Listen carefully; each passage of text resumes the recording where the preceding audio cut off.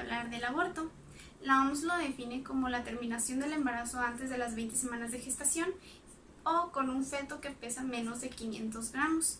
También se le puede definir como el nacimiento prematuro antes de que sea posible vivir pues, al bebé. El aborto tiene dos clasificaciones. Está el aborto espontáneo y el aborto inducido. Yo primero les voy a hablar sobre el aborto espontáneo. El 80% de las veces sucede antes de la 12ª semana de gestación. Un 50% de las veces es debido a un embarazo anembriónico y un 50% de las veces es por alguna anomalía cromosómica. Este tipo de aborto se da debido a que el óvulo se desprende por diversos factores o sin ningún factor que afecte. Hay contracciones uterinas y finalmente está la expulsión del feto. Este está acompañado con una hemorragia y con algún tejido por ahí. Entre los factores están factores fetales, que ya los mencioné, podrían ser anomalías cromosómicas. Nosotros sabemos bien que existen anomalías en donde está la trisomía autosómica, la monosomía X, etc. Entonces hay cierto tipo de anomalías cromosómicas que no son compatibles con la vida y es lo que da causas a los abortos la mayoría de las veces. Y en cuanto a los factores maternos, podemos encontrar infecciones realmente fuertes, enfermedades crónico-debilitantes, la diabetes mellitus e insulinodependiente. Enfermedades endocrinas, encontramos el hipotiroidismo como un factor predisponente para padecer un aborto. Drogas, factores ambientales. Entre los factores ambientales puede estar la exposición a radiación, por ejemplo. También encontramos factores inmunitarios, cirugía materna. Las cirugías maternas son debido a que anteriormente la mujer tuvo algún tipo de cirugía uterina o algo por ahí. Entonces quedó finalmente, después de la cirugía quedó alguna cicatriz uterina. Entonces cuando el óvulo va y se implanta, no se implanta correctamente debido a esa cicatriz y finalmente se desprende y causa un aborto espontáneo.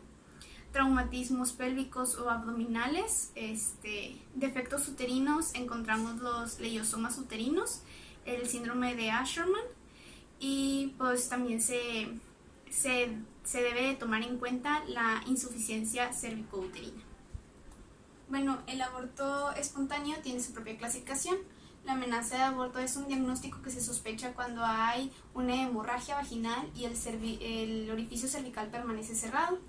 Es importante acudir al médico cuando existe algún tipo de secreción de este tipo para ser evaluadas. Generalmente estas amenazas de aborto tienen la esperanza de que la mujer pueda terminar con su embarazo, sin embargo tiene que seguir ciertos requisitos, ciertos cuidados para poder llevarlo a término.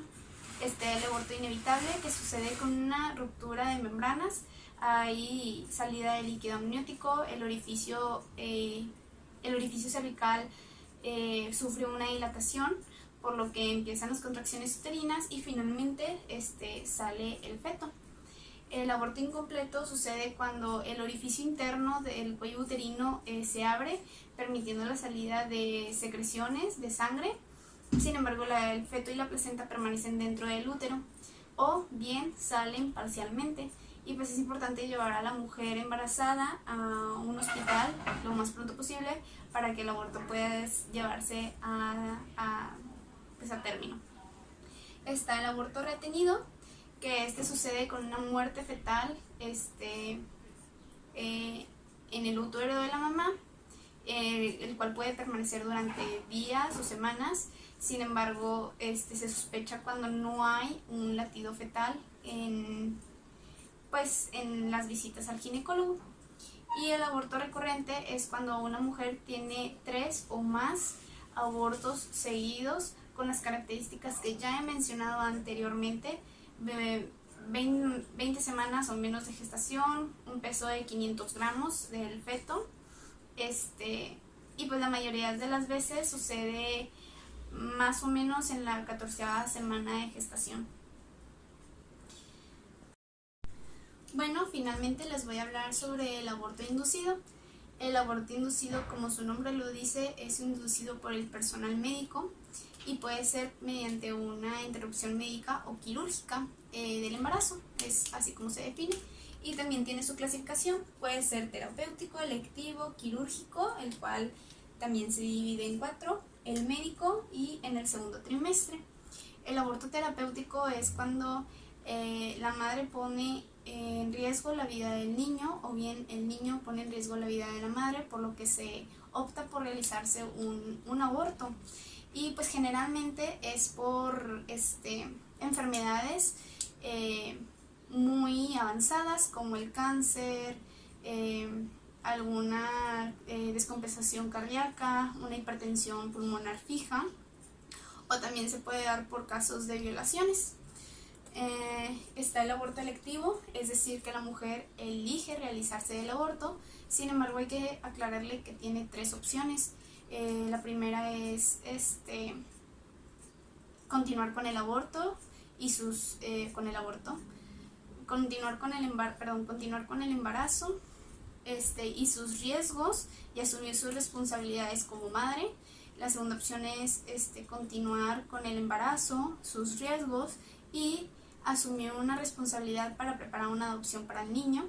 O bien la tercera es interrumpir el embarazo y asumir sus riesgos. Está el aborto quirúrgico, el cual ya les dije que se divide en 4, por dilatación y legrado, dilatación y evacuación, dilatación y extracción y por algún tipo de cesárea, es decir, se realiza una cesárea para sacar al feto o bien se realiza una histerectomía, es decir, se retira el útero dejando a la mujer infértil.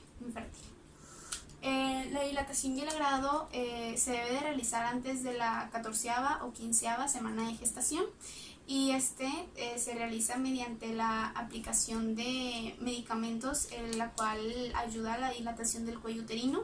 Se introduce, la mujer permanece en una posición ginecológica y se introduce una legra por la vagina o alguna aspiración para poder raspar el útero y poder extraer al feto y la placenta de fuera de él.